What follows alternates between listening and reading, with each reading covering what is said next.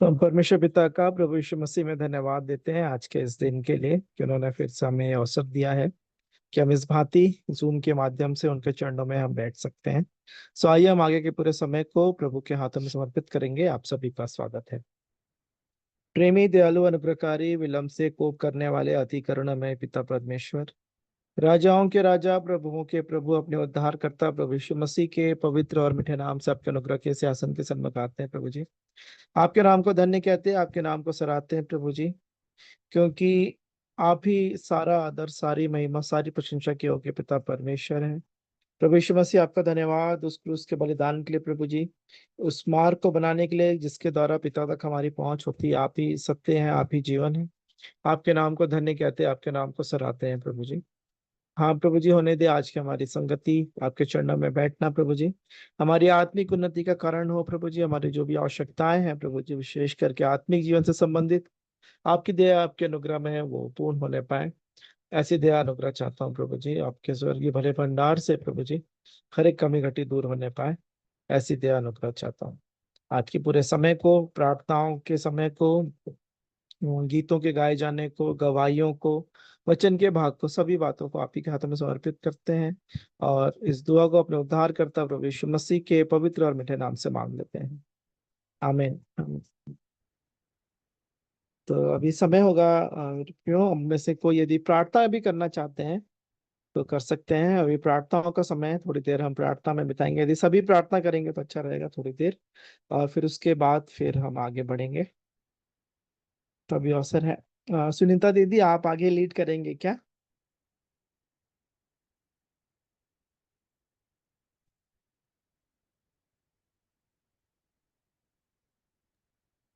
हाँ ठीक है, ठीक। जी चल। जी, थैंक यू दीदी।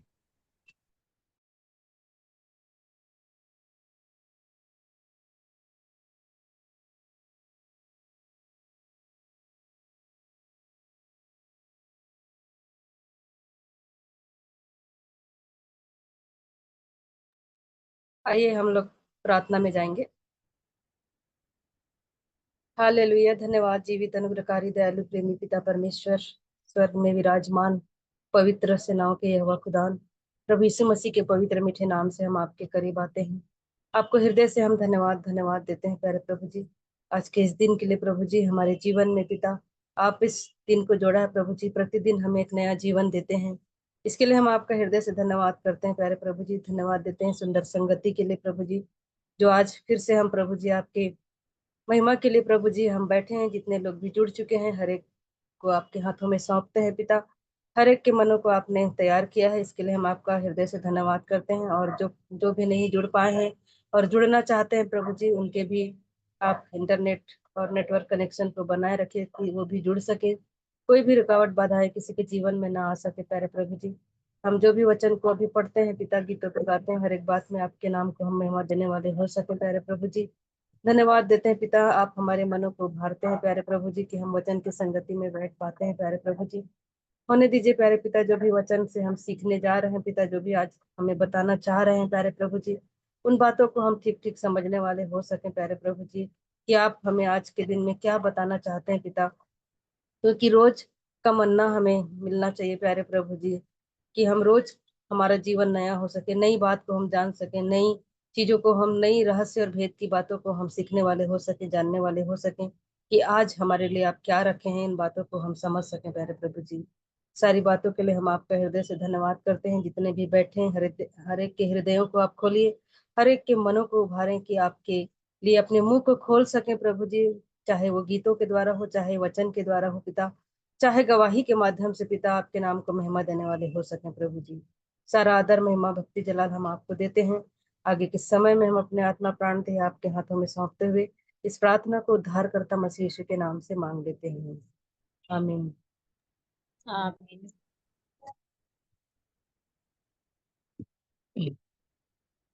यदि और भी कोई प्रार्थना करना चाहते हैं तो अभी अवसर है प्रार्थना करने के लिए। जो भी प्रार्थना करना चाहते हैं तो उसके बाद हम स्तुति आराधना में जाएंगे। मैं भी प्रार्थना कर लेता हूँ।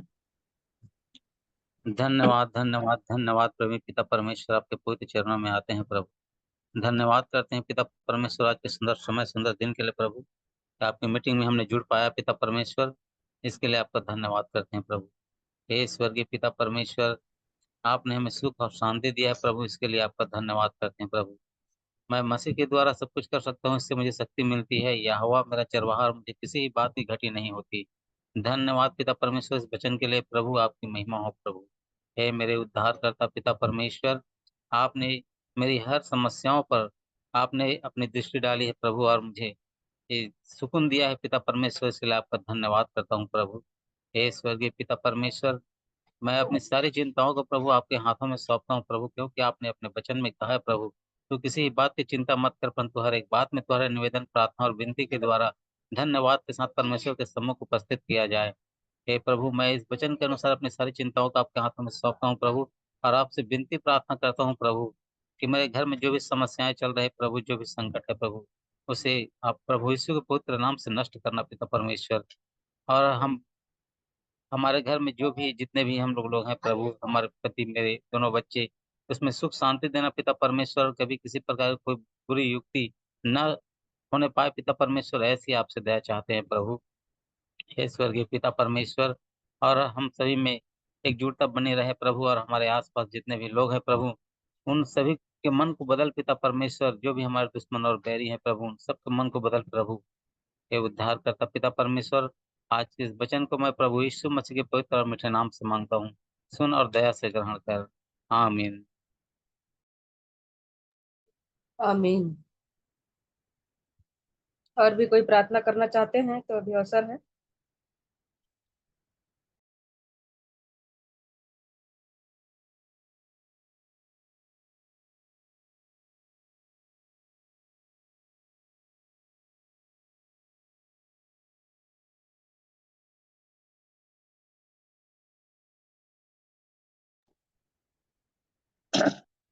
ठीक है, प्रार्थना कर लेते हैं।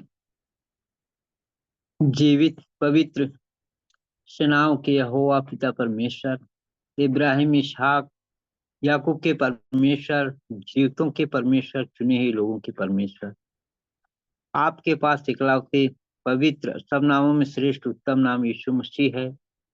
उसी यीशु मसीह के ही सामर्थी पवित्र मीठे नाम से पिता, मैं आपके सिंहासन के निकट आपके पवन चरणों के तले आते हैं प्रभु। धन्यवाद धन्यवाद धन्यवाद धन्यवाद करता हूँ प्रभु जी। प्रभु, आपका धन्यवाद करता हूँ कि हम लोग एक दिन आपसे लाखों करोड़ों दूर थे प्रभु जी। हम लोगों के जीवन में कुछ भी अच्छा ही नहीं था। पैर के नाखून से लेकर के सर की बाल तक प्रभु जी पाप ही पाप भरा हुआ था। पाप राज्य करता रहा प्रभु। हम लोग तो प्रभु जी आपको जानते भी नहीं थे प्रभु। आपको मैं धन्यवाद धन्यवाद करता हूँ कि आपने हमारे इस जीवन में किसी भी रीति से पाप नहीं हटने का रहा, पर आपने प्रभु जी हमारे लिए तरस खाया, और प्रभु जी सारी पापों को प्रभु जी निकाल करके उद्यानचल अस्तांचल कितना दूर है उतना ही दूर कर दिया। धन्यवाद करता हूँ प्रभु जी। आप यदि उपाय नहीं किया होता तो प्रभु जी हम लोगों के लिए तो प्रभु यीशु मसीह जहाँ पे गंधक और आग जलती रहती है प्रभु जी, वो भाग हम लोगों के लिए तैयार था प्रभु जी। पर आपने प्रभु जी बड़ी दया किया कि वो ऐसे स्थानों से प्रभु जी आपने फिरा करके ले आया प्रभु जी। आपके पीछे चलने के लिए आपने तैयार कर रहे हैं। आपका धन्यवाद करता हूँ प्रभु यीशु मसीह। प्रभु जी, आपका धन्यवाद करता हूँ कि आपका वचन कहता है कि जो कि पीछे मेरे पीछे हो लेगा वो नाश नहीं होगा पर अनंत जीवन को पाएगा। धन्यवाद करता हूँ पिता परमेश्वर, उस अनंत जीवन के लिए आपने प्रभु जी हम लोगों को फिरा करके प्रभु जी आपके पीछे ले चल रहे हैं। आपका धन्यवाद करता हूँ प्रभु जी। इस मार्ग में प्रभु जी किसी भी प्रकार का बाधा उत्पन्न ना हो प्रभु जी, उसके लिए मैं आपसे सहायता चाहता हूँ। सहायता करें। धन्यवाद करता हूँ पिता परमेश्वर। प्रभु जी, कल हम लोग वचन को भी देख रहे थे प्रभु जी। आपका धन्यवाद करता हूँ कि जो कोई यदि वचन का सुनने वाला ही रहे पर चलने वाला ना रहे तो वो उस मनुष्य के समान है जो अपना मुख स्वयं दर्पण में देखता है। सो प्रभु, आपका धन्यवाद करता हूँ कि हम लोग प्रभु जी आपके वचन के साथ आपके पीछे चलने वाला पाया जाए। और प्रभु जी हर एक के हमारे जितने भाई बहन लोग हैं प्रभु जी, हर एक लोग प्रभु जी यीशु मसीह का स्वभाव हर एक के जीवन में होने पाए, ऐसा मैं आपसे दया चाहता हूँ प्रभु। धन्यवाद करता हूँ पिता परमेश्वर। प्रभु यीशु मसीह आपका मैं धन्यवाद धन्यवाद धन्यवाद करता हूँ कि आपने प्रभु जी हमारे एक एक भाई बहनों को प्रभु यीशु मसीह आपने सुबह से लेकर अभी तक आपके भय में रखा, सुरक्षित रखा। हो सकता है हम लोगों के बीच में प्रभु जी कई तरह के अंधकार आई होगी, पर आपने प्रभु जी सारे अंधकारों से बचाते हुए प्रभु जी इस संगति में आपने मिलाया। प्रभु जी आपका मैं धन्यवाद धन्यवाद धन्यवाद धन्यवाद करता हूँ प्रभु यीशु मसीह। इतने महान परमेश्वर आप हैं प्रभु जी, हम लोगों के लिए उपाय करने वाले परमेश्वर हैं। आप स्वयं अपने आप को नहीं देखा, बल्कि प्रभु जी हम लोगों के लिए आपने उपाय किया, हम लोगों के लिए आपने उस क्रूस पे प्रभु जी बलि कर दिया। प्रभु आपका धन्यवाद करता हूँ पिता परमेश्वर। प्रभु यीशु मसीह आपका मैं धन्यवाद धन्यवाद करता हूँ कि हमारे जितने भाई बहन लोग आए हैं प्रभु जी, हर एक एक को मैं आपके हाथों में देता हूँ। प्रभु जी जितने आए हैं उनके हर एक एक परिवारों को आपके हाथों में देता हूँ। जो भाई बहन नहीं आ पाए हैं प्रभु जी, उन्हें भी प्रभु जी मैं आपके ही हाथों में देता हूँ। आप हर एक एक को प्रभु जी आपने आपकी लहू के बारे में रखे, सुरक्षित रखे। धन्यवाद करता हूँ। आपसे जो दूर हैं प्रभु जी, उन्हें भी प्रभु जी आपने आपकी मधुर वाणी के द्वारा पुकार करके इस संगति में मिलाए, ताकि प्रभु जी हर एक एक लोग आपके उस जीवित वचन को सुन करके प्रभु जी ये आपके करीब पहुंच सके। ऐसा मैं आपसे दया चाहता हूँ। हर एक एक चीज का कर्ता तो आप हैं, आप हमारे कुम्हार हैं, बिगड़े हुए को बनाने वाले परमेश्वर आप हैं। आपका मैं धन्यवाद धन्यवाद धन्यवाद धन्यवाद धन्यवाद करता हूँ। इस रीति से आज का समय प्रभु जी समय को भी आपके हाथों में देता हूँ। जो भी कनेक्शन डिवाइस जो है प्रभु जी, हर एक एक को आपके हाथों में देता हूँ। हर एक एक को प्रभु जी अपने आपके नियंत्रित रखें, किसी प्रकार का बाधा उत्पन्न ना हो। धन्यवाद करता हूँ पिता परमेश्वर। प्रभु जी आपका धन्यवाद करता हूँ कि आपने मेरी इस प्रार्थना को सुना है, उपस्थित दिया है। आपका धन्यवाद करता हूँ। विनती पवित्र प्रभु मसीह यीशु के नाम से ही मांग लेता हूँ। दया सुनिए और स्वर्ग राज में कबूल कर लीजिए। आमीन आमीन आमीन। यीशु आमीन। आमीन। यदि और भी कोई करना चाहते हैं तो अवसर है, नहीं तो हम स्तुति आराधना में जाएंगे।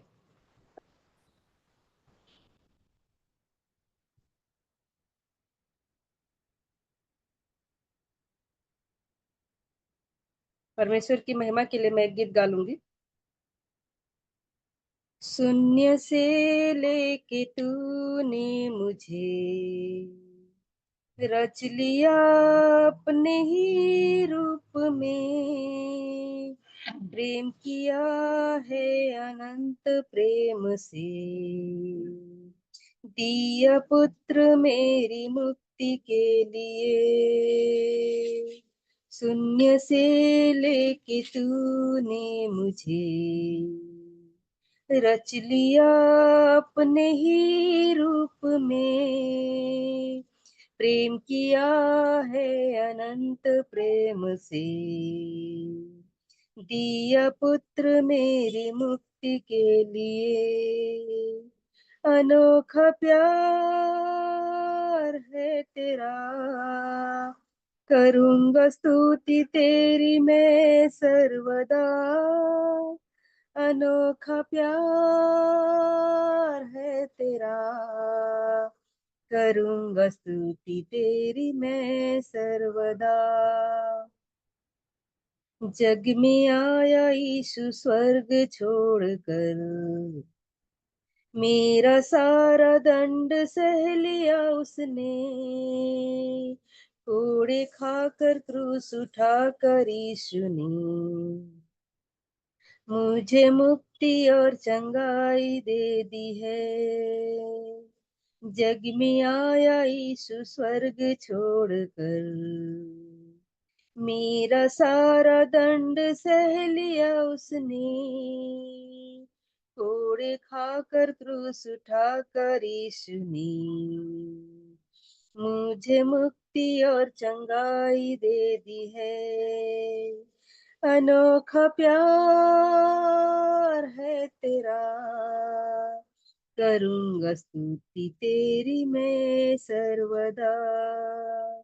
अनोखा प्यार है तेरा, करूँगा स्तुति तेरी मैं सर्वदा।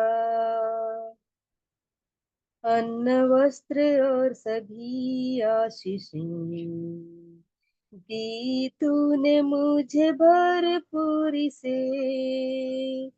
खतरों और मुसीबतों से आपकी पुतली जैसे संभाला मुझे। अन्न वस्त्र और सभी आशीषें दी तूने मुझे भरपूरी से। खतरों और मुसीबतों से आपकी पुतली जैसे संभाला मुझे। अनोखा प्यार है तेरा, करूँगा स्तुति तेरी मैं सर्वदा। अनोखा प्यार है तेरा, करूँगा स्तुति तेरी मैं सर्वदा। शून्य से लेके तूने मुझे रच लिया अपने ही रूप में। प्रेम किया है अनंत प्रेम से, दिया पुत्र मेरी मुक्ति के लिए। अनोखा प्यार है तेरा, करूँगा स्तुति तेरी मैं सर्वदा। अनोखा प्यार है तेरा, करूँगा स्तुति तेरी मैं सर्वदा। धन्यवाद। अभी आप लोगों को भी अवसर है, यदि कोई प्रभु की महिमा के लिए गीत गाना चाहते हैं तो गीत गा सकते हैं।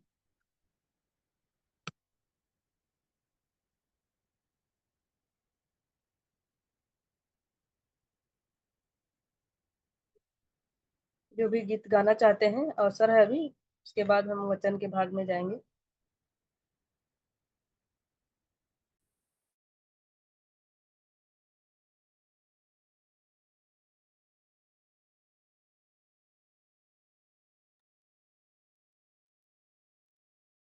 या फिर कोई वचन पढ़ना चाहते हैं तो अभी अवसर है, कोई सभी वचन आप पढ़ना चाहते हैं जो जिससे परमेश्वर ने आपको बात किया है तो उस वचन को आप पढ़ सकते हैं।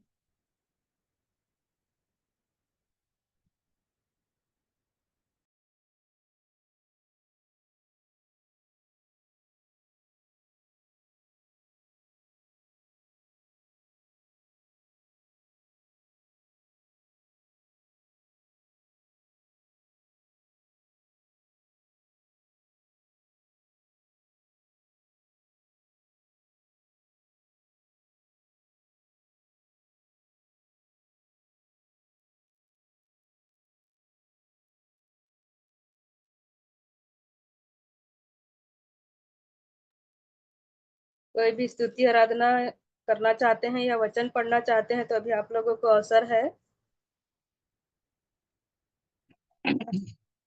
या फिर गवाही है तो आप गवाही भी दे सकते हैं।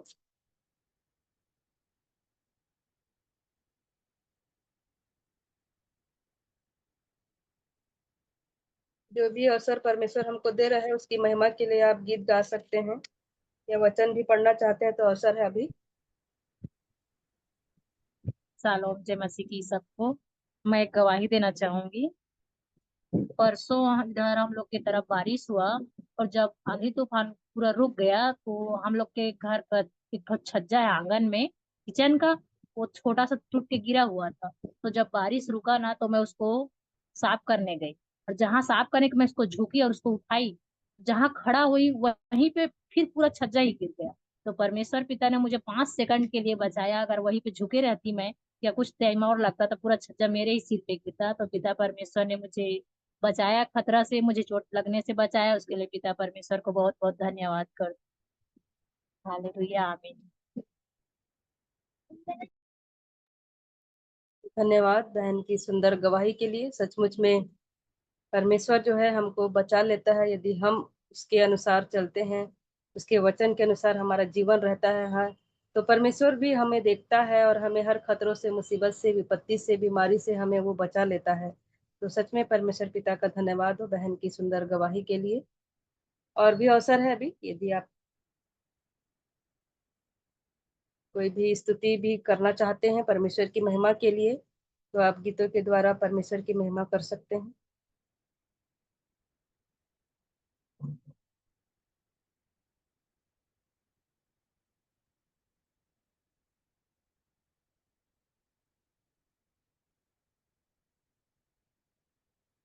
मैं एक वचन पढ़ लूंगी, आमोस की किताब, उसका 5वां अध्याय, उसका 14 और 15 वचन।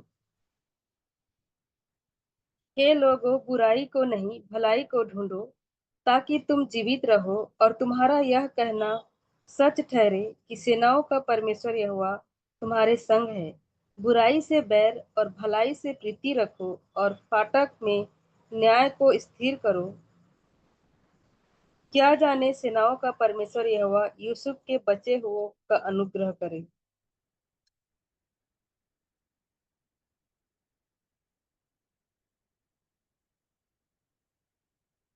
अभी आप लोगों को भी अवसर है, यदि कोई वचन और स्तुति आराधना करना चाहते हैं तो।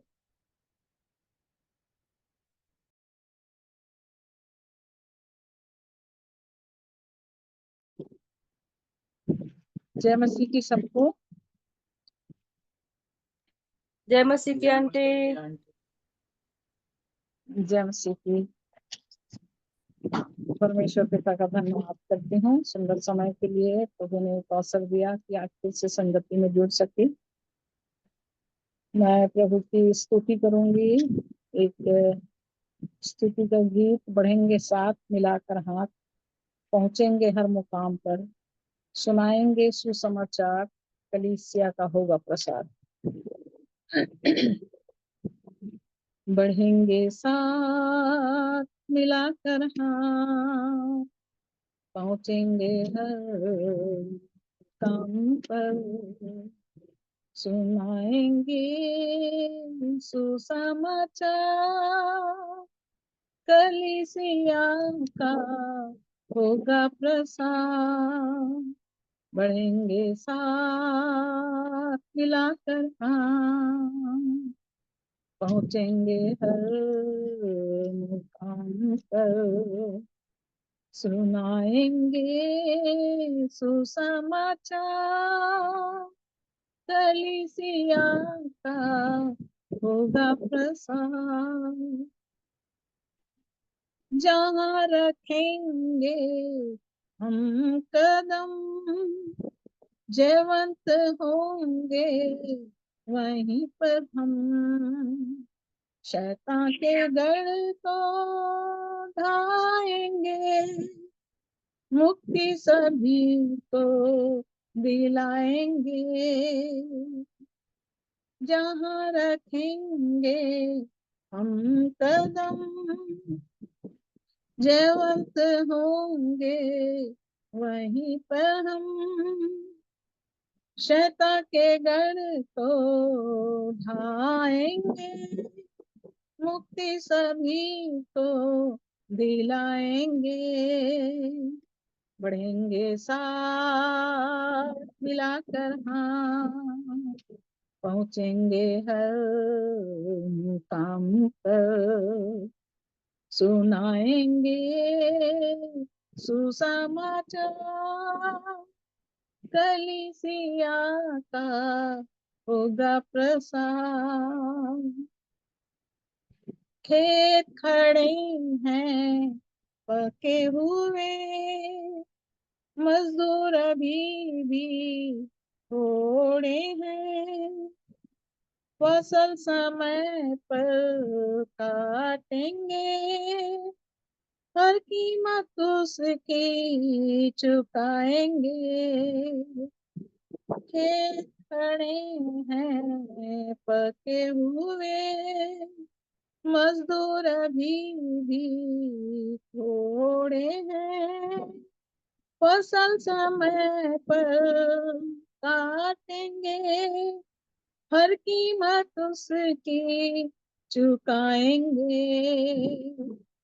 बढ़ेंगे साथ मिलाकर हाथ, पहुँचेंगे हर मुकाम पर, सुनाएंगे सुसमाचार, कलीसिया का होगा प्रसार, यीशु के प्रेम को दिखाएंगे, तभी तो लोग ये जानेंगे, प्रभु यीशु के चेले हैं, यीशु की सामर्थ दिखाते हैं, यीशु के प्रेम को दिखाएंगे, तभी तो लोग ये जानेंगे, प्रभु यीशु के चेले हैं, यीशु की सामर्थ दिखाते हैं, बढ़ेंगे साथ मिलाकर हाथ, पहुँचेंगे हर मुकाम पर, सुनाएंगे सुसमाचार, कलीसिया का होगा प्रसार, बढ़ेंगे साथ मिलाकर हाथ, पहुँचेंगे हर मुकाम पर, सुनाएंगे सुसमाचार, कलीसिया का होगा प्रसार। प्रभु को महिमा मिले, प्रभु को स्तुति।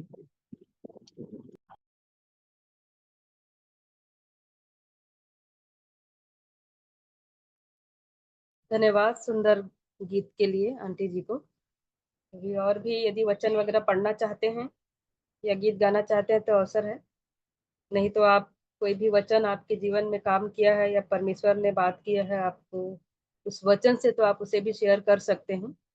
जो भी आपको अगुवाई हो रहा है, जिस वचन से भी आप आशीषित हुए हैं, आप उसे बता सकते हैं, क्योंकि हम लोग बहुत थोड़े हैं और सब लोग भी यदि थोड़ा थोड़ा बोलेंगे तो बहुत अच्छा होगा परमेश्वर के महिमा के लिए।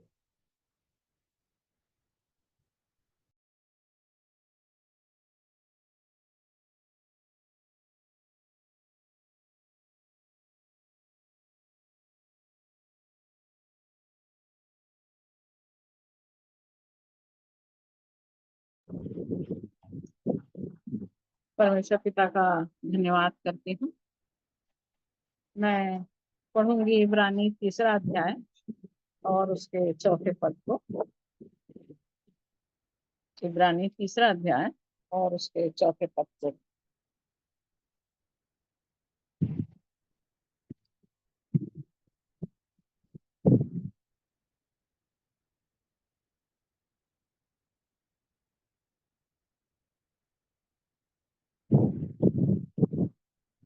परमेश्वर का वचन यहाँ इस प्रकार से कहता है, क्योंकि हर एक घर का कोई ना कोई बनाने वाला होता है, पर जिसने सब कुछ बनाया वो परमेश्वर है।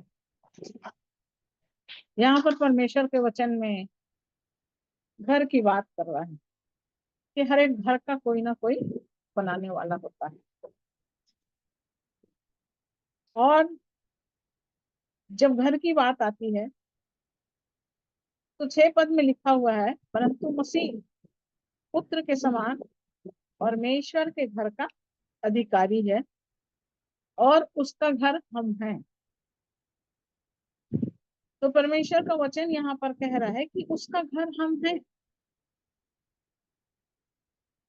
तो क्या हम मसीह के पुत्र के समान जो परमेश्वर के घर का अधिकारी है, तो क्या हम मसीह के लिए घर हैं?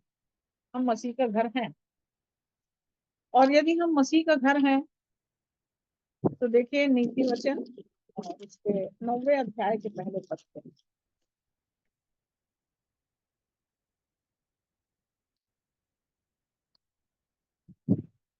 जिसको भी मिलेगा पढ़ सकते हैं।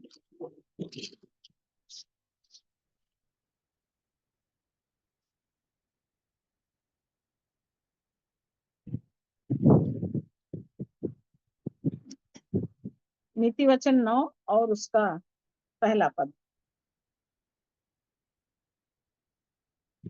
बुद्धि ने अपना घर बनाया और उसके सातों खंभे गढ़े हुए हैं। तो यहाँ पर घर कौन बना रहा है? बुद्धि। बुद्धि अपना घर बना रही है, बोल रहा है। और ना सिर्फ घर बना रहा है, परंतु घर के लिए आगे लिखा है उसके सातों खंभे गढ़े हुए हैं। तो 7 खंभे में बना हुआ बुद्धि का घर, और इब्रानी में कह रहा है कि वो घर हम हैं। तो यदि हम परमेश्वर का घर हैं, तो क्या ये घर बुद्धि से बनाया गया घर है? क्योंकि जो बुद्धि से बनाया गया घर है उसके लिए 7 खंभे दिया गया है। और बीते दिनों शिखर भाई ने इस वचन को बहुत अच्छी तरह से समझाया था, और मुझे भी बहुत अच्छा लगा जब ये बातें मैंने फिर से सुनी। तो मैंने मनन किया इन बातों को, और सचमुच में मेरे हृदय में बस गई ये बातें कि हमको कैसे अपने घर को बनाना है और कैसे बुद्धि के द्वारा वो घर बनता है। और जब बुद्धि का बना हुआ घर है तो उसमें 7 खंभे हैं, बोल रहा है। और उस 7 खंभों के बारे में यदि हम देखें तो देखिए, नीति वचन 14 उसके पहले अध्याय में क्या बोलता है?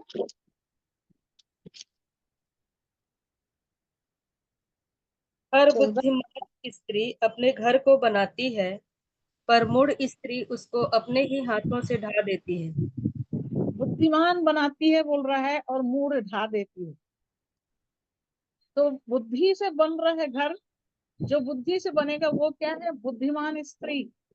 बुद्धिमान स्त्री बनाएगी, पर मूढ़ होगी तो ढा देगी। यदि बुद्धि से नहीं बना है घर, तो वो मूढ़ता का बना हुआ घर है जो ढा दिया जाएगा।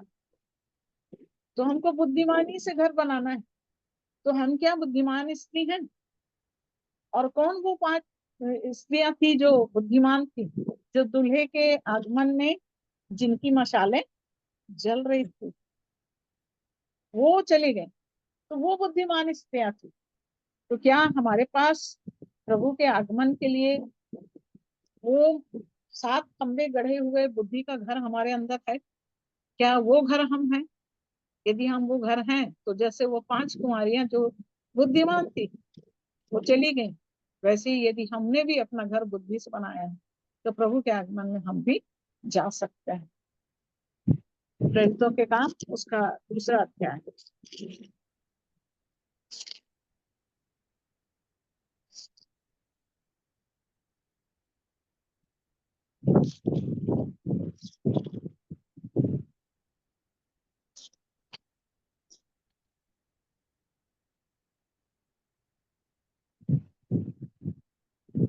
और उसके 36 पद से, दूसरा अध्याय के 36 पद से पढ़िए। प्रेरितों के काम दूसरा अध्याय 36 से।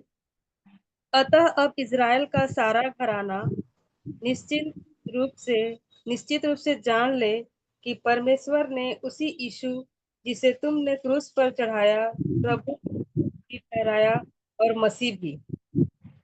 अतः सुनने वालों के हृदय चीत गए और वे पतरस और शेष प्रेरितों से पूछने लगे, हे भाइयों, हम क्या करें? पतरस ने उनसे कहा, मन फिराओ और तुम में से हर एक अपने अपने पापों को की क्षमा के लिए यीशु मसीह के नाम से बपतिस्मा ले, तो तुम पवित्र आत्मा का दान पाओगे। क्योंकि यह प्रतिज्ञा तुम और तुम्हारी संतानों और उन सब दूर दूर के लोगों के लिए भी है, जिनको प्रभु तुम्हारा परमेश्वर अपने पास बुलाएगा। उसने बहुत और बातों से भी गवाही दे देकर समझाया कि अपने आप को इस टेढ़ी जाति से बचाओ। अतः जिन्होंने उसका वचन ग्रहण किया, उन्होंने बपतिस्मा लिया, और उसी दिन 3000 मनुष्य के लगभग उनमें मिल गए, और वे प्रेरितों से शिक्षा पाने और संगति रखने और रोटी रोटी तोड़ने और प्रार्थना करने में लौलीन रहे। परमेश्वर पिता का धन्यवाद देती हूँ। यहाँ पर जब इस्राएल के सारे घराने के विषय में बातचीत हो रही है, तो परमेश्वर का वचन यहाँ पर प्रेरित पौलुस के द्वारा लिखा जा रहा है। प्रेरित पौलुस के द्वारा लिखा जा रहा है, और ये बताया जा रहा है जब पतरस ने इस बात को लोगों के सामने कहना शुरू किया कि इस्राएल का सारा घराना निश्चित रूप से जान ले कि परमेश्वर ने उसी यीशु को जिसे तुमने क्रूस पर चढ़ाया प्रभु भी ठहराया और मसीह भी। ये पतरस इस बात को खड़े होकर लोगों के सामने इस बात को कहने लगा।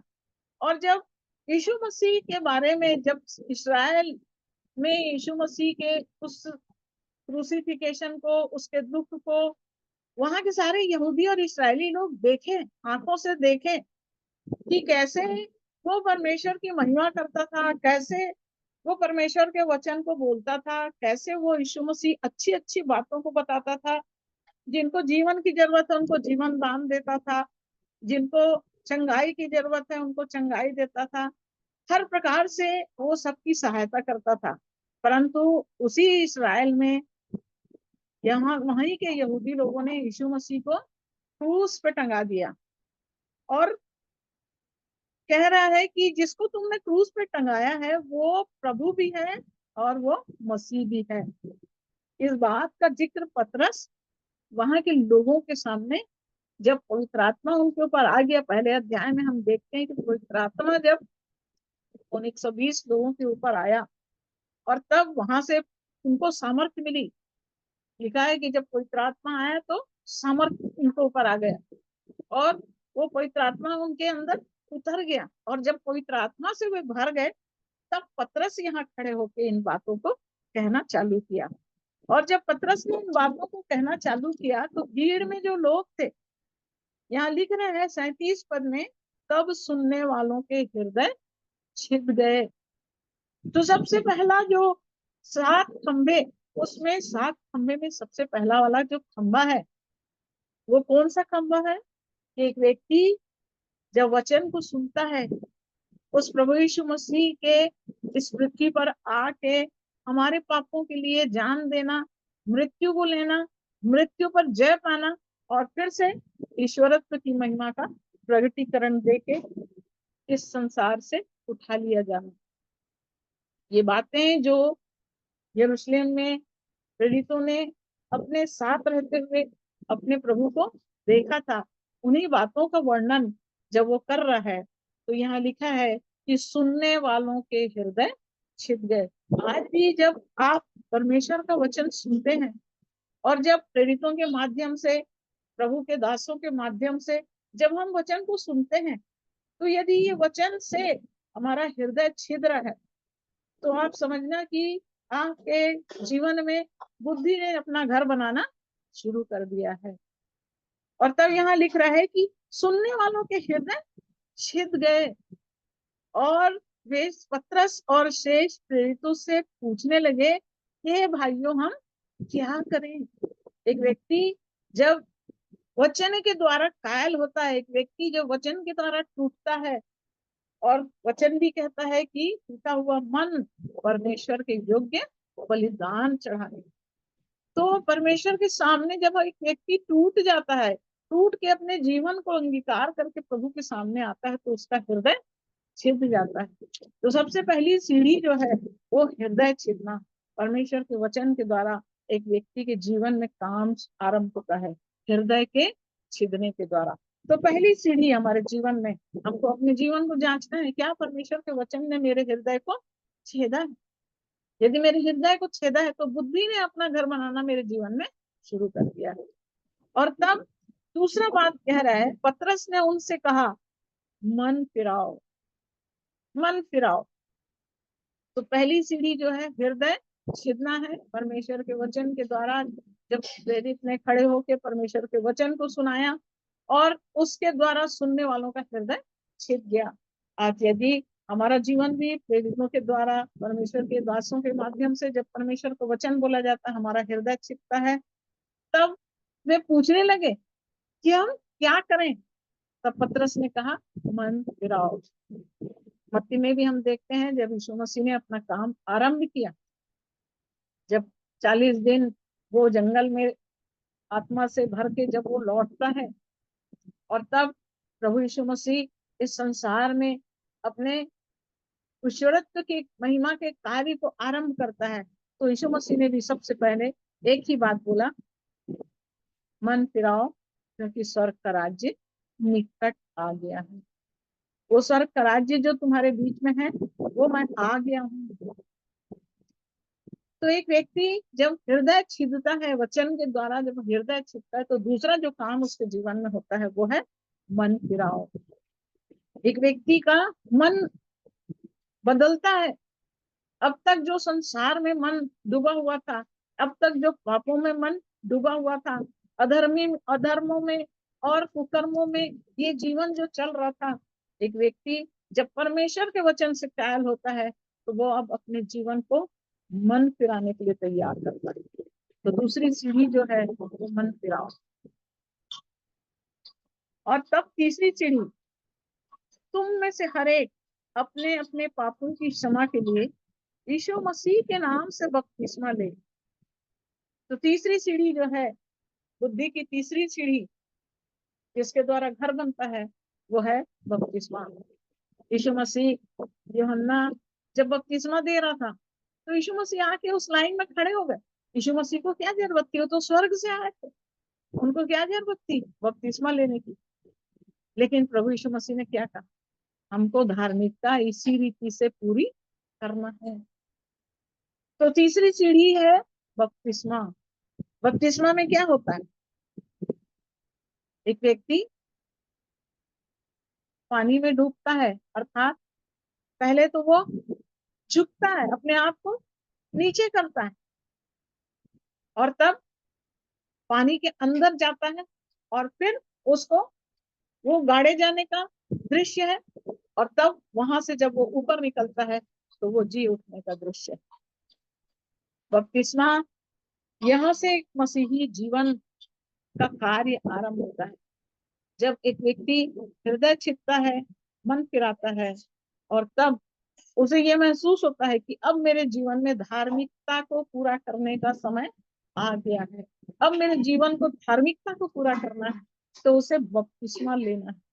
ये एक संकेत है, पानी में डूब के बपतिस्मा लेना। आप कोई भी क्रिश्चियनिटी में देखेंगे तो लोग कोई ईसाई बनाने का बपतिस्मा ले रहे हैं, कोई चर्च में शामिल करने का बपतिस्मा ले रहे हैं, कोई शादी देने का बपतिस्मा ले रहे हैं, लेकिन बपतिस्मे का अर्थ क्या हमको मालूम है? यदि हमको बपतिस्मे का अर्थ नहीं मालूम है और हम कुछ भी बपतिस्मा ले रहे हैं तो हमारे बुद्धि से बनाए हुए घर की सीढ़ी वो नहीं कहलाएगी।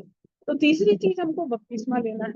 और जैसे ही यीशु मसीह ने बपतिस्मा लिया, उस दिन से एक नया काम उनके जीवन में आरंभ होता है कि अब पापों के लिए मर करके धार्मिकता के लिए जीवन आरंभ करना। मन फिराओ और धार्मिकता का जीवन।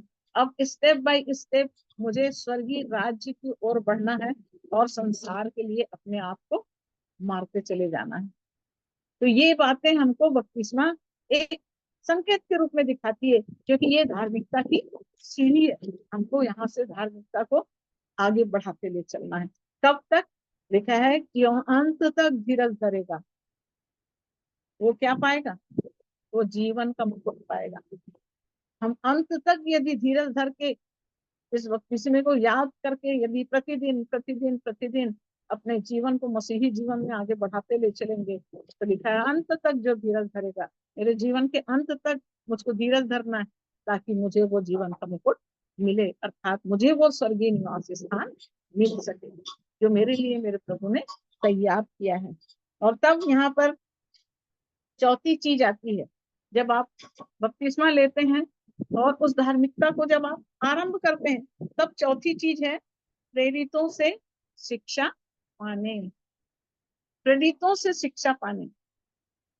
और प्रभु यीशु मसीह ने इफिसी 4:12 में लिखा हुआ है, और उसने कुछ को प्रेरित करके, कुछ को भविष्यवक्ता करके, कुछ को उपदेशक करके, किसी को सुसमाचार सुनाने वाले और रखवाले, ये 5 कलीसिया के स्तंभ बनाया। प्रेरितों के द्वारा, भविष्यवक्ताओं के द्वारा, सुसमाचार सुनाने वालों के द्वारा, ये सारी शिक्षा को पाने के लिए इन लोगों को कलीसिया में देह की प्राथमिकता देकर तैयार किया। तो हमको आगे जो जीवन जीना है वो हमको प्रेरिताई शिक्षा को अपने जीवन में पाना है। यदि चुना हुआ प्रेरित, जैसे पौलुस चुना हुआ था, पौलुस अपने आप से प्रेरित नहीं बना, परमेश्वर ने दर्शन दिया, परमेश्वर ने उसके जीवन को बदला, और जब वो बदल गया, संपूर्ण रीति से अपने आप को प्रभु के हाथ में सौंप दिया और परमेश्वर की इच्छा के अनुसार चलने लग गया, तब वो पौलुस प्रेरित बना। तब वो परमेश्वर की योजना को जानना चालू किया और तब लोगों के बीच में उसने परमेश्वर की योजना को बताना चालू किया। तो वो है प्रेरित। और उसके द्वारा हमको ऐसे ऐसे प्रेरितों को हमको मालूम करना है, देखना है कि कौन परमेश्वर की बुलाहट में है। आज बहुत से लोग हैं जो वचन जानते हैं, वचन बोलते हैं, परंतु जीवन जब आप देखोगे तो फल रहित जीवन। यीशु मसीह ने देखा अंजीर के पेड़ को, परंतु उसमें फल नहीं पाया बोला। तो यदि आज बहुत से ऐसे लोग हैं जिनके पास वचन तो मालूम है, शिक्षा बहुत अच्छी है, बहुत ज्ञानी है, बहुत वचन जानते हैं, परंतु जब आप मसीह को खोजोगे उनके अंदर तो मसीहत नहीं निकलती। तो हमको अपने जीवन में इस बात को जांचना है कि हम किससे शिक्षा ले रहे हैं, हम कहाँ से शिक्षा पा रहे हैं। वो सच में परमेश्वर की देह में चुना हुआ स्तंभ है क्या, वो प्रेरित है क्या। और प्रेरितों से जो शिक्षा मिलती है वो आपको सही मार्गदर्शन देगी, वो आपको सही दिशा निर्देश देगी, वो आपको पवित्र आत्मा की अगुवाई में चलने के लिए आपके जीवन को बताएगा। आपको हमेशा वचन के माध्यम से ये बताएगा कि आपको कैसे आज्ञाकारी होना है, आपको कैसे अपने आप को नम्र करना है, आपको कैसे अपने आप को दीन करते चले जाना है, आपको कैसे हर बातों को सहन करना है, हर परिस्थिति में आपको कैसे चलना है। ये प्रेरितों के द्वारा वो शिक्षा हमारे जीवन में मिलते चली जाएगी। और तब लिखा है संगति रखने, हमको आपस में संगति रखना। प्रेरितों के द्वारा शिक्षा हमको मिली और उसके बाद हमको लगातार उस संगति में बढ़ते चले जाना है। वचन कहता है कि जैसे जैसे उस दिन को निकट आते देखो, वैसे वैसे क्या करना, आपस में इकट्ठा होना नहीं छोड़ना। भले हम हो सकता है 4-5 लोग हैं, हम हो सकता है हम 3 ही लोग होंगे, लेकिन ये संगति हमको छोड़ना नहीं, ये संगति में हमको बने रहना है, क्योंकि यही संगति मेरे जीवन को आत्मिक रीति से आगे बढ़ाएगी।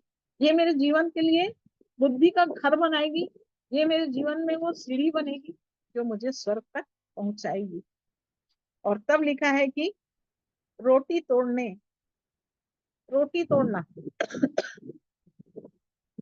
परमेश्वर के वचन की संगति में बने रहना और परमेश्वर के उस क्रूस को स्मरण करना। रोटी तोड़ना मतलब यीशु मसीह ने कहा ये मेरी देह है जिसे मैं तुम्हारे लिए तोड़ता हूँ, ये मेरा लहू है, ये वाचा का वो लहू है, तुम इसको स्मरण करना। तो आपस में मिलो तो रोटी तोड़ना, संगति, परमेश्वर की संगति, परमेश्वर का वचन को। जैसे हम संसारिक रोटी खाते हैं, क्यों खाते हैं हम संसार की रोटी क्यों खाते हैं, जिससे कि हमारा शरीर तंदुरुस्त रहे। यदि हम 10 दिन खाना नहीं खाएंगे तो हम कमजोर हो जाते हैं। वैसे ही यदि हम आत्मिक भोजन नहीं खाएंगे तो हमारा आत्मा का जीवन जो है वो निर्बल हो जाएगा, कमजोर हो जाएगा। सो हमको रोटी तोड़ना है, प्रेरितों के साथ शिक्षा पाने में बने रहना है, संगति रखने में बने रहना है, रोटी तोड़ने में बने रहना है। और लिखा है प्रार्थना में लौलीन रहो, प्रार्थना करने में लौलीन रहो। एक वचन और बताऊंगी मैं आपको कि प्रार्थना कैसे प्रार्थना करना है ना। रोमियो की पत्री 8वां अध्याय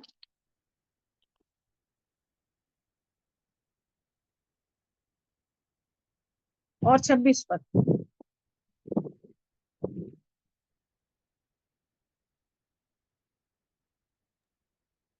रोमी 8 का 26। इसी रीति से आत्मा भी हमारी दुर्बलता में सहायता करता है, क्योंकि हम नहीं जानते कि प्रार्थना किस रीति से करना चाहिए, परंतु आत्मा आप ही ऐसी आंखें भर भर कर जो बयां से बाहर है हमारे लिए विनती करता है। 27 को भी पढ़ दीजिए। और मनों का जांचने वाला जानता है कि आत्मा की मनसा क्या है, क्योंकि वह पवित्र लोगों के लिए परमेश्वर की इच्छा के अनुसार विनती करता है। हाँ, यहाँ कह रहा है इसी रीति से, है ना। यहाँ पर परमेश्वर का वचन 7वां जो स्तंभ है वो क्या है? प्रार्थना। और कैसे प्रार्थना करना है? प्रार्थना में लीन रहो बोल रहा है। लेकिन क्या हमको मालूम है कि हमको प्रार्थना कैसे करना है? यहाँ कह रहा है इसी रीति से आत्मा भी हमारी दुर्बलता में सहायता करता है। जब हम दुर्बल होते हैं तब कौन हमारी सहायता करता है? आत्मा हमारी सहायता करता है, क्योंकि हम नहीं जानते कि प्रार्थना किस रीति से करना चाहिए। प्रार्थना की रीति को हम नहीं जानते, हमको नहीं मालूम है कि हमको प्रार्थना कैसे करना है। यदि हम शरीर में प्रार्थना कर रहे हैं तो हम बहुत सी बात को बकबक कर सकते हैं, बोल सकते हैं, परंतु वो प्रार्थना की रीति नहीं है। प्रार्थना की रीति क्या है? दुर्बलता में आत्मा हमारी सहायता करता है। तो आत्मा से कौन सी रीति बोल रहा है? हमें प्रार्थना किस रीति से करना चाहिए? हमें प्रार्थना आत्मा की रीति से करना है। आत्मा आगे लिखा है प्रार्थना किस रीति से करना चाहिए, परंतु आत्मा आपकी ऐसी आहें भर भर कर जो बयान से बाहर है हमारे लिए विनती करता है। हम कैसी प्रार्थना कर रहे हैं मेरे प्रिय?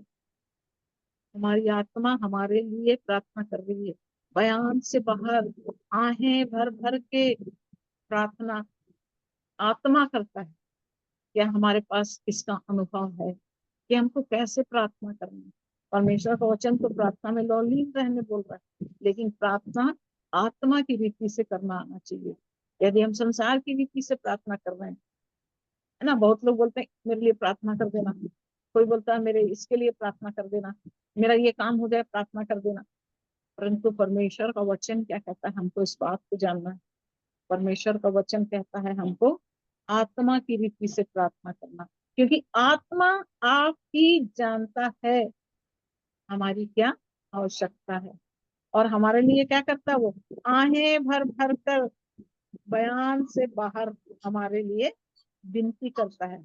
जब आहें भर भर कर बयान से बाहर आत्मा विनती करेगा, तब मेरे प्रियो 27 पद में कह रहा है मनों का जांचने वाला जानता है कि आत्मा की मनसा क्या है। तब परमेश्वर मन का जांचने वाला, वो हमारे जीवन में क्या आवश्यकता है वो जान ले। इसलिए हम किस रीति से प्रार्थना कर रहे हैं। तो सातवां खंबा जो है वो प्रार्थना, लीन रहो बोलता है। प्रार्थना में लीन रहो, आत्मा में होके प्रार्थना करो, आहें भर भर के प्रार्थना। वो प्रार्थना मनों का जांचने वाला जान लेगा कि हमारी क्या आवश्यकता है। तो बुद्धि के 7 खम्भों को हमको अपने जीवन में याद रखना है। जब तक हृदय नहीं छिदेगा आपके जीवन में वचन काम नहीं करेगा। जो वचन काम करेगा तभी आपका हृदय छिदेगा, और जब हृदय छिदेगा तो मन फिराव होगा। आपका जीवन खुद ऑटोमेटिक आपको समझ में आएगा कि ये चीज तो गलत है, ये चीज तो सही है। एक मन फिराव का जीवन आपके अंदर आ जाएगा, और जब मन फिराव आएगा उस बपतिस्मे को आप लोगे और वहां से आप धार्मिकता के जीवन को शुरू करोगे। तब प्रेरितों से शिक्षा पाने, संगति रखने, रोटी तोड़ने और प्रार्थना करने में लीन होते चले जाएंगे। इसलिए परमेश्वर के वचन के अनुसार बुद्धि ने अपना घर बनाया और उसके 7 खंभे गढ़े हुए हैं। और परमेश्वर का वचन इब्रानी में कहता है कि हम उसका घर हैं। तो क्या सचमुच में हम उसके घर हैं? क्या हम प्रभु का घर हैं? और यदि हम प्रभु का घर हैं तो बुद्धि से बनाए हुए इस 7 खंभों में गढ़े हुए उस घर को हम अपने जीवन में देखें और पहचानें, और हम इस मसीही जीवन को, इस आत्मिक जीवन को, इस परमेश्वर की संगति से भरे हुए जीवन को हम उसकी इच्छा अनुसार लेके चलते चले जाएं और अंत तक विश्वास योग्यता में चलते चले जाएं, ताकि प्रभु के आगमन में उस बुद्धिमान कुंवारी के समान हम उसके साथ उठा लिए जाएं। परमेश्वर इस वचन पर आशीष दे मेरे प्रियो। बहुतायत की आशीष आप सबके जीवन में मिले और हम सब इस पवित्र संगति में प्रतिदिन आगे बढ़ते चले जाएं। परमेश्वर पिता का धन्यवाद देती हूँ। आगे का भाग सुनीता बहन को सौंपती हूँ। परमेश्वर पिता का धन्यवाद हो सुंदर वचन के लिए। सचमुच में आंटी के द्वारा जो है आज बहुत ही सुंदर वचन हमारे बीच में लाया गया है कि घर का बनाने वाला, घर हमारा कैसा बनना चाहिए, बुद्धि से हमारा जो है घर का बनाना उसका होना चाहिए। और बुद्धि की जो सीढ़ियां हैं वो 7 खंभे से जो है उसका जो है निर्माण हुआ है। और उन 7 खंभों को आज बहुत ही अच्छी तरीके से आंटी के द्वारा हमें सीखने को मिला है कि सचमुच में वचन के द्वारा यदि हमारा हृदय छिदता है, सबसे पहला हृदय का छिदना बताया गया है, फिर मन का बदलना। यदि हृदय छिदता है तो हमारा मन जो है ऑटोमेटिक बदलता ही है। और उसके बाद जो है हम बपतिस्मा लेते हैं और बपतिस्मा में जो है हम जो है अपने आप को झुकाते हैं, गाड़े जाते हैं और तभी हम जो है अपने पश्चाताप करके फिर हम ऊपर आते हैं। तो इन बातों को जब हम सीख रहे हैं उसमें धार्मिकता की सीढ़ी को बताया गया। उसके बाद प्रेरितों से शिक्षा पाने के लिए हमको सचमुच में प्रेरितों से हम जब शिक्षा पाते हैं तो वो हमें सही मार्गदर्शन दिखाते हैं, क्या सही क्या गलत, क्या कहाँ चलना कहीं नहीं चलना है, क्या बोलना क्या नहीं बोलना, हर बात को हम उनके द्वारा हम समझ पाते हैं। और हम फिर संगति रखना चाहिए हमें। और यीशु मसीह की देह को स्मरण हमको करना है रोटी तोड़ने के द्वारा। और सबसे अंतिम जो सीढ़ी है वो प्रार्थना करना है। प्रार्थना हमें किस रीति से करना है, इन बात को हम जो है सीख पाए हैं कि सचमुच में हमें आत्मिक रूप से आत्मा में होकर जो है, जो आहें भर भर कर जो है पवित्र आत्मा हमारी अगुवाई करता है, वही हमारे लिए प्रार्थना करता है और हमें सिखाता है कि हम कैसे प्रार्थना करते हैं। तो सचमुच सुंदर वचन के लिए मैं आंटी का धन्यवाद करती हूँ और परमेश्वर पिता का धन्यवाद करती हूँ कि उनमें होकर जो है इन बातों को हम तक उन्होंने पहुंचाया है कि आज हमारे घर का निर्माण जो है इन 7 सीढ़ियों से होना चाहिए। इस बुद्धि के निर्माण से हमें होना चाहिए, इस बुद्धि के सीढ़ियों के द्वारा से हमारा घर का निर्माण होना चाहिए। तो अद्भुत वचन के लिए मैं आंटी का धन्यवाद करती हूँ। आइए हम लोग अंतिम प्रार्थना में जाएंगे। और यदि कोई जो है अंतिम प्रार्थना करना चाहते हैं तो अभी आप लोगों को अवसर है।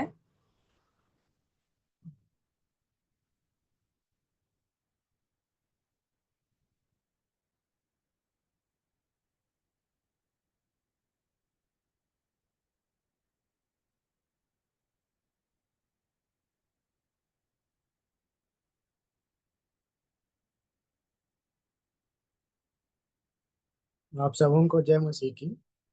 मैं एक वचन पढ़ूंगा और उसके बाद प्रार्थना करेंगे।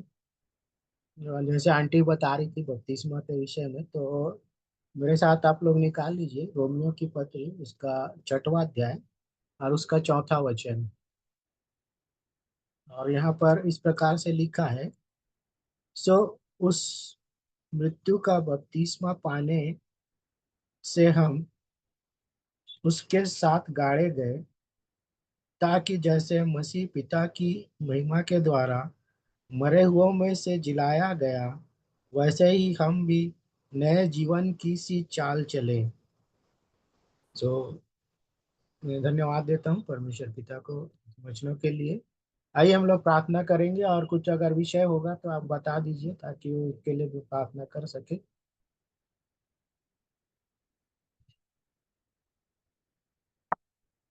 अगर कोई विषय होगा तो आप लोग रख सकते हैं। ज्योति बहन के लिए प्रार्थना करते रहिए ना। ज्योति बहन के लिए अभी कैसी हैं आंटी? ठीक है। बात करना मांगती हूँ लेकिन बातचीत नहीं हो पा रही है।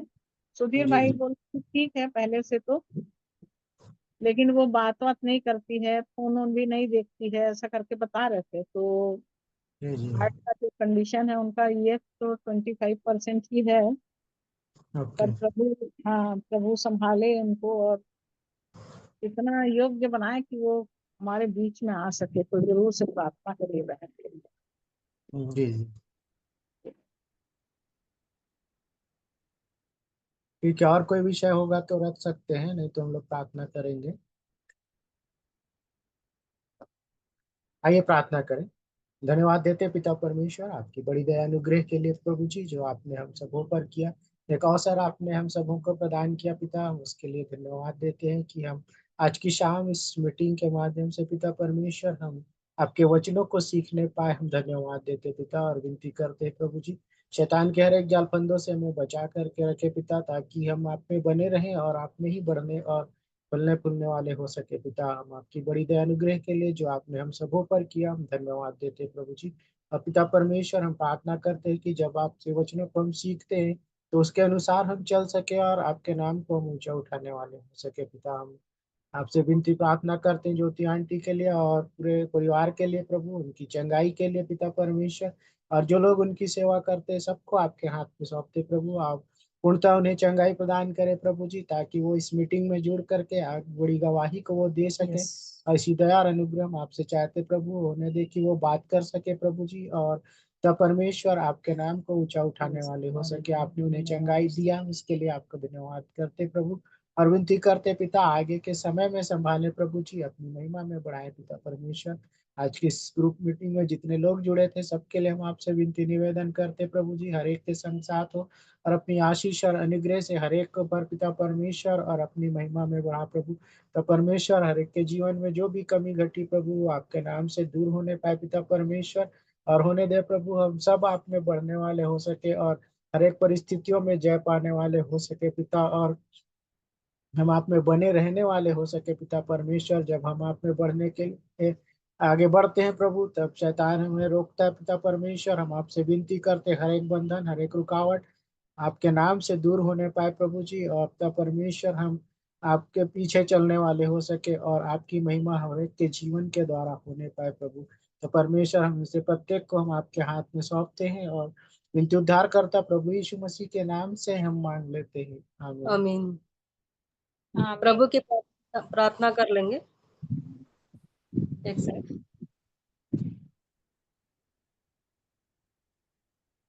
हे हमारे पिता, आप जो स्वर्ग में हैं, आपका नाम पवित्र माना आपका राज्य आए, आपकी इच्छा जैसे स्वर्ग में पृथ्वी पर पूरी होती है, वैसे इस जैसे पृथ्वी पर पृथ्वी पर पूरी हो। हमारी हमारी दिन रोटी आज हमें दे, और इस प्रकार हमने अपने अपराधों को क्षमा करें, जैसे आपने हमारे अपराधों को क्षमा करें।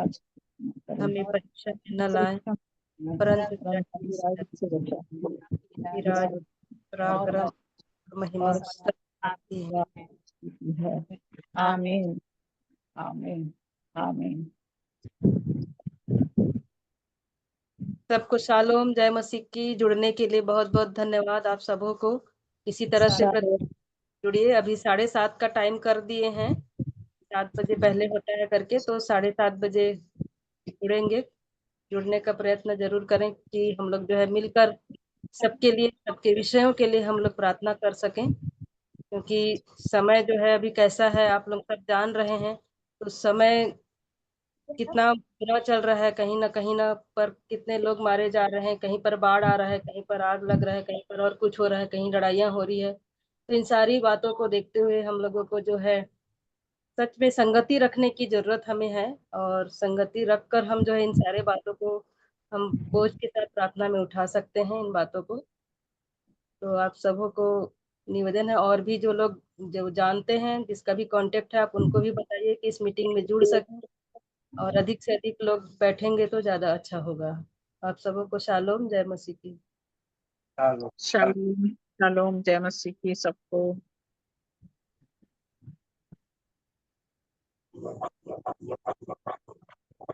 मीटिंग एंड करते हैं। सबको good night. Good night good night.